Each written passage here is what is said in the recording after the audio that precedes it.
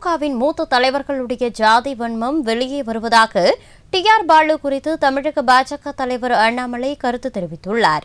மேலும் டி.ஆர். பாலு தப்பிக்க முடியாது எனவும் அவர் பேசுவதை வேடிக்கை பார்க்க நாங்கள் அவரின் கொத்தடிமைகள் இல்லை என கூறியுள்ளார். விநாச காலம் விபரீத புத்தி அப்படிம்பாங்க.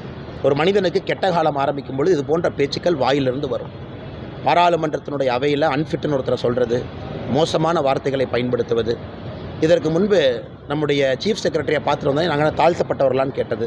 இந்த மாதிரி பல இடத்துல நீங்கள் பார்த்தீங்கன்னா அவர்களுடைய ஜாதி வன்மம் வெளியே வருது. குறிப்பாக திராவிட முன்னேற்றக் கழகம் அதனுடைய மூத்த தலைவர்களுடைய ஜாதி வன்மம், ஓசியா, மேடையில் இருக்கக்கூடியவங்களை பார்த்து நீ எஸ்சியா, இதெல்லாம் திராவிட முன்னேற்றக் கழகத்தினுடைய தலைவர்கள் சாதாரணமாக பேசுகிறாங்க.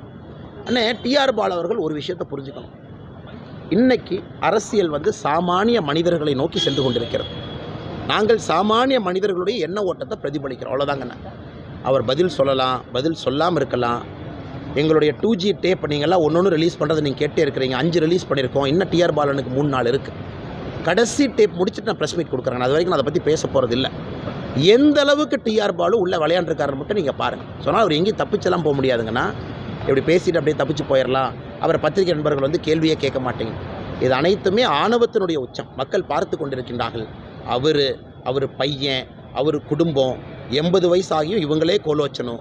யாருக்குமே விட்டு கொடுக்கக்கூடாது. பவர் அவ்வளோ முக்கியம். பாராளுமன்றத்தில் இவங்களே உட்காந்துக்கணும். ஆனால் வயசு வேறு, அனுபவம் வேறு, ஆற்றல் வேறு, திறன் வேறு, பக்குவம் வேறு. அதனால் டி.ஆர். பாலு அவர்கள் அவருக்கு வயசு இருக்குது அப்படின்னு தப்பாக நினச்சிக்கிட்டாருன்னா, வயசுனால அவர் பெரிய ஒரு அரசியலை நினச்சினா தவறு. இந்தியாவினுடைய தேசிய பறவையாக மயில் வச்சுருக்கோம், காக்காயை வைக்கல. காக்கா நிறையா இருக்கிறக்காக ஏன் காக்கா வைக்கலிங்கண்ணா? மயில் தான் வச்சுருக்கோம்.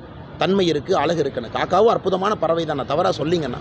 அதனால் டி.ஆர். பாலு அவர்கள் அவருக்கு வயசு இருக்குது, 50 ஆண்டுகள் இருக்குது. அதனால் அரசியல் எல்லாம் தெரியும். அவர் என்ன வேணாலும் பேசுவார்.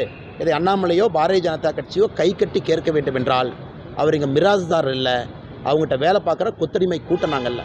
இனி வருகின்ற காலத்தில் டி.ஆர். பாலு அவர்களுக்கு தொடர்ந்து கடினமான கேள்விகள் இருக்கும். குறிப்பாக இந்த 2G part, DMK part 3 files, அந்த 9 டேப்பு முடிஞ்சதுக்கப்புறம் டி.ஆர். பாலு அரசியல் இருக்காரான்னு பார்க்கலாம். செய்திகளை உள்ளது உள்ளபடி தெரிந்து கொள்ள ரெஃப்ளெக்ட் நியூஸை சப்ஸ்கிரைப் பண்ணுங்க.